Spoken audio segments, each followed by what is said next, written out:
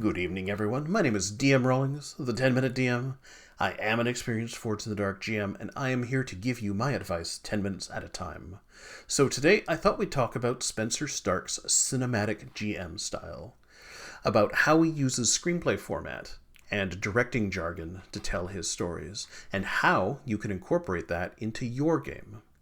I've taken an entire course on screenwriting style, and unfortunately, I don't have time to teach you everything, but what I can tell you are the basics, especially in the way that Spencer uses this technique.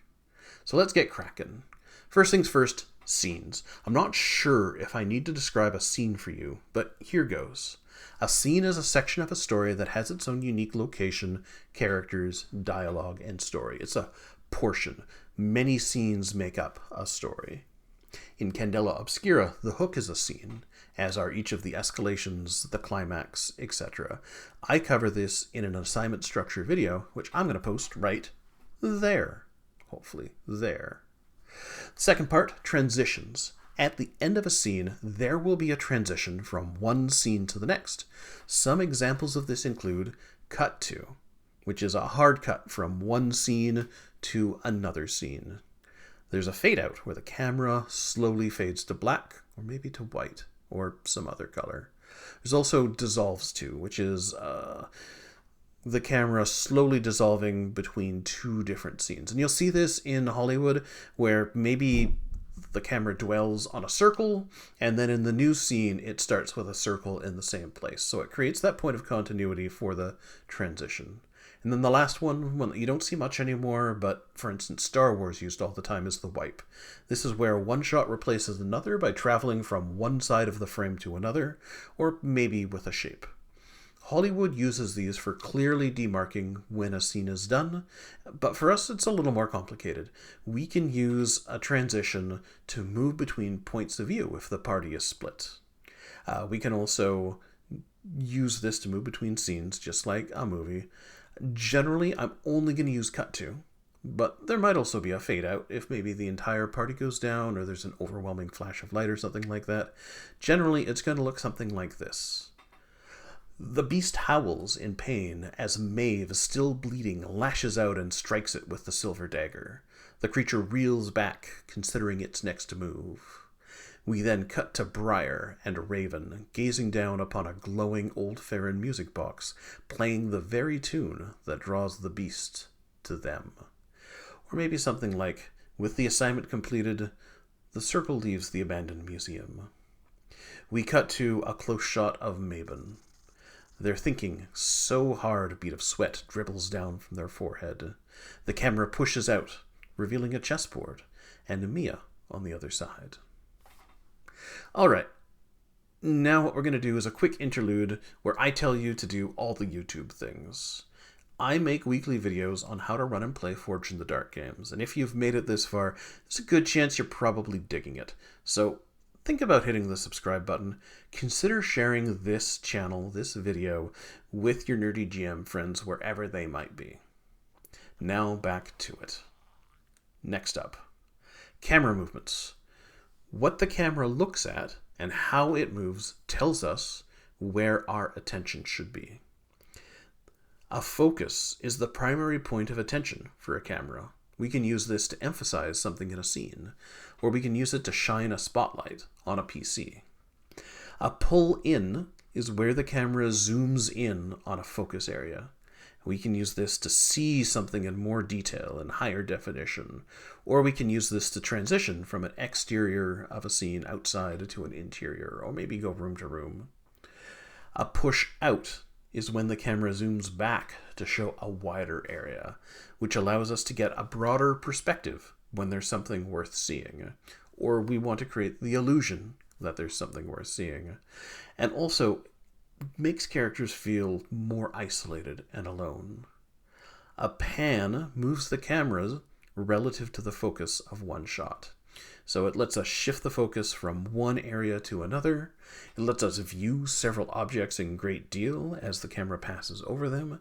And it shows the relative size of something very large, because you can start at the bottom and then keep panning up more and more to reveal just how large this object might be. A follow is where the camera is centered on a target as it moves. This tells your audience that whatever the focal point is important, but it also lets you change locations while keeping focus on a single thing. And I think that point of continuity is something I've mentioned a few times now, where you go from one moment to the next moment and there's something that ties that together, something that's done very often in a cinematic style. A dwell is where the camera stops moving and stays focused on something. Dwells tell you that whatever that thing is, it's probably important. It probably has extra meaning. There's things called Dutch angles, where the camera physically tilts to show the world at a disorienting angle, which creates a sense of unease, unrest, exoticism, and possibly madness. In general, when we move the camera, it creates action in the scene. It keeps it kinetic and moving. It directs the gaze of the audience, which in our case is the other players. It puts us in the moment. And I want you to think of the camera kind of like a character that's just obsessed and interested in the most interesting part of the scene. Next up, camera shots. We can change how a viewer feels about what they're seeing when we deploy the camera and position it in certain ways. A wide-angle shot isolates the character and presents many possible vectors of attack. It's where the camera is pushed all the way back and we see this big, wide area. A high angle is where the camera is positioned higher and is angled down, and that makes us feel small in an indifferent world. A close shot restricts knowledge about the character's environment and makes things feel more personal. This is where the camera is pulled in all the way and we see the focus in ultra high resolution.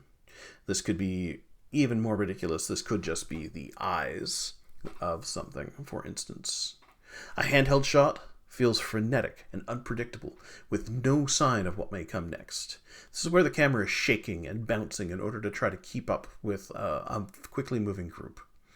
There are POV shots, which puts us in the character's shoes. We see exactly what they see. The camera is their eyeballs. And then kind of the opposite of that, a voyeur shot shows an outsider's perspective, a threatening perspective. It's like a POV, except the POV is something that's not supposed to be there.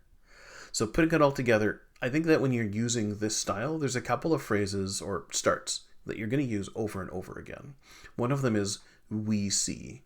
And the reason for that is because we want to direct the eye of our viewer. And then the other one is the camera. What is the camera doing in space? So an example of what that could look like is we see a wide shot of Thorntop Manor, a bleak home with bleaker memories made all the more uninviting by torrents of heavy rain. Its washed out walls defy the opulence of this fashionable Art Nouveau mansion. We hear a fast-moving car off camera, which enters stage right and comes to an abrupt stop in the roundabout. The camera pulls in as Maeve, Briar, Robin, and Mabon emerge from the vehicle. We then cut to a view from the manor's window, looking down upon the group. When the doors open, the camera crouches, and a leathery, almost human hand braces against the window frame. It knows they're coming. So, to finish things off here, I thought we could maybe try a bit of an exercise. Let's do some homework. If you want to use this style, it is going to take practice. So let's practice. Find an assignment that you plan to run and look at one of the scenes, preferably one that's got a little bit more excitement going on. Think about what the movie version of that scene opens like, then jot down some notes about how you introduce the scene using some of the techniques that we've talked about today. Once you're done, put it aside, then do it again, this time starting from a totally different perspective.